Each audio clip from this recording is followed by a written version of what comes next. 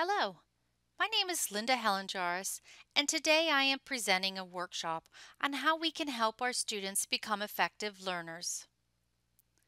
At the end of this presentation, students should be able to differentiate between learning styles used in traditional classrooms to other strategies discussed in this workshop.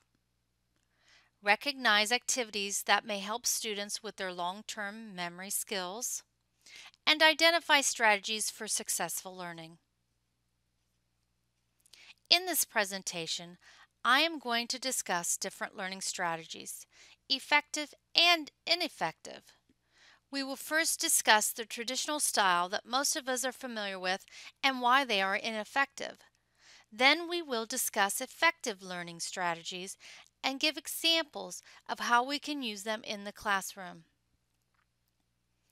In the following slides, I will be sharing some examples of ineffective learning. As students in a traditional school setting, we read chapters in textbooks and at the end, answer questions on that chapter. Then you may have taken notes to study for the test. You would study the notes and reread the textbook, hoping that all that memorizing would get burned into your memory.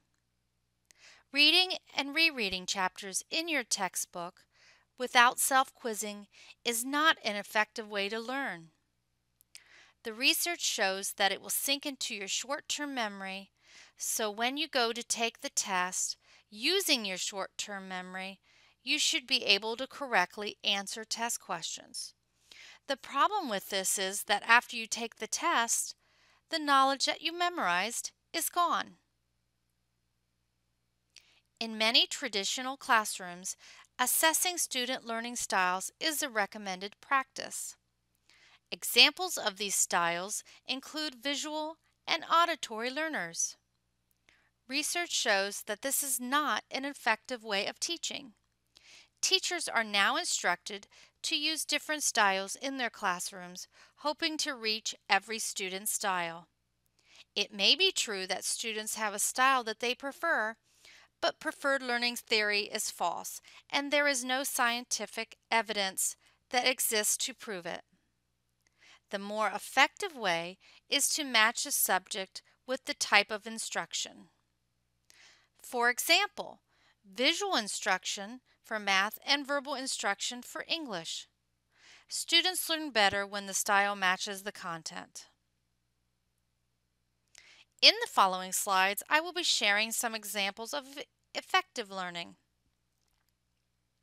To be able to retain knowledge, we must practice retrieving new skills or knowledge.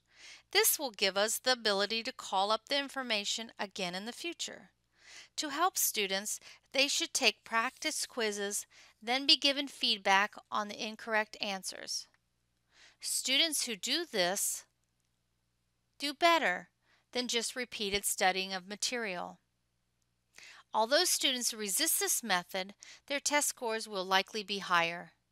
Another way students can practice retrieving is by using flashcards, not discarding material they feel they have memorized, but continuing to use going over all material.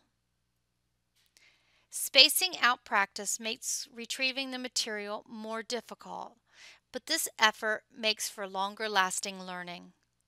What makes spaced out practice effective is the fact that forgetting occurs, making it more difficult to recall the material. Interleaving is the practice of studying multiple subjects. With the traditional way of studying, students study one topic and then move on.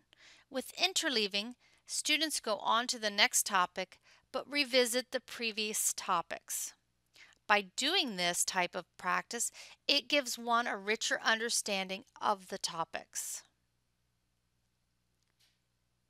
People's memory can be distorted by illusions and misconceptions.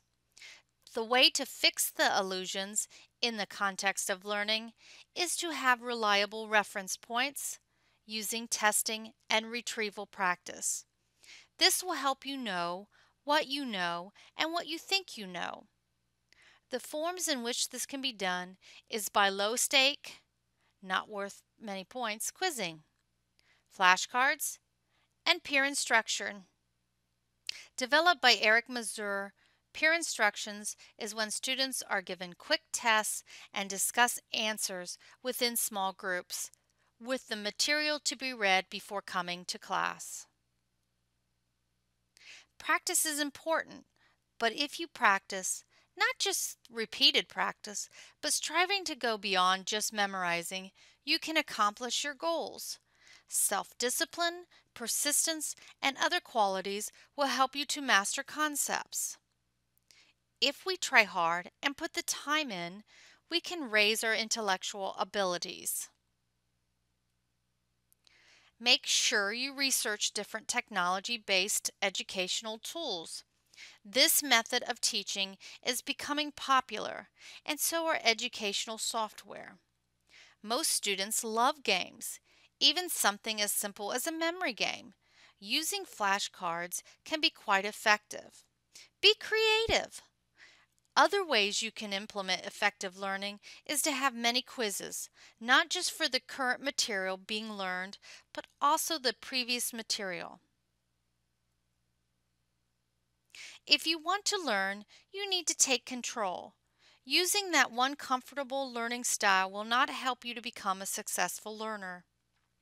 Use learning strategies such as retrieval practice, spaced learning, and interleaving. Remember, we learn best from difficult learning, not easy learning. The strategies discussed in this presentation are designed to be used for all learners, young students, and even the forever learners. Thank you.